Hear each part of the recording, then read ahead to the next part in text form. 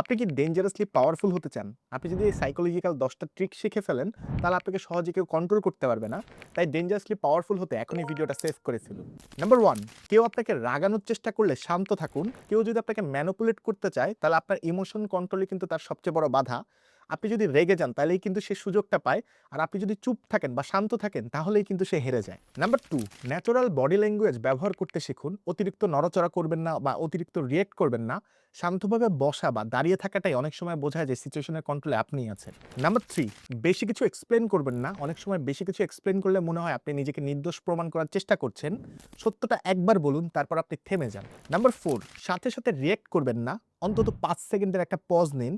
এই ৫ সেকেন্ডের পজই কিন্তু আপনাকে অনেকগুলো ইমোশনাল ট্র্যাপ থেকে বাঁচিয়ে দিবে। নাম্বার 5, কেউ মিথ্যা বলছে মনে হলে আপনি চুপ থাকুন এবং সরাসরি তার দিকে তাকান। নীরবতা মিথ্যা বলা মানুষকে অস্বস্তিতে ফেলে দেয়।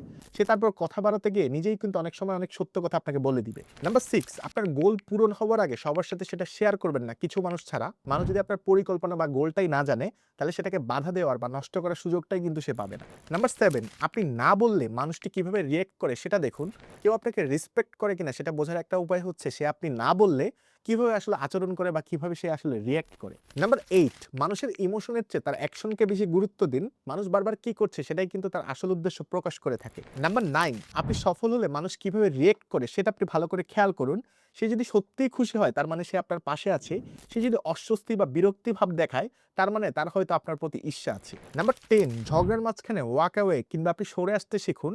সব কথার উত্তর কিন্তু চিৎকার করে দিতে হয় না। কখনো, কখনো সেখান থেকে সরে আসা বা বের হয়ে আসাটাই কিন্তু সবচেয়ে বড় পাওয়ার। আর হ্যাঁ, এই ১০ টা সাইকোলজিক্যাল ট্রিকের মধ্যে আপনি কয়টা রেগুলার ইউজ করেন সেটা কিন্তু চাইলে আমাদেরকে কমেন্টে জানাতে পারেন।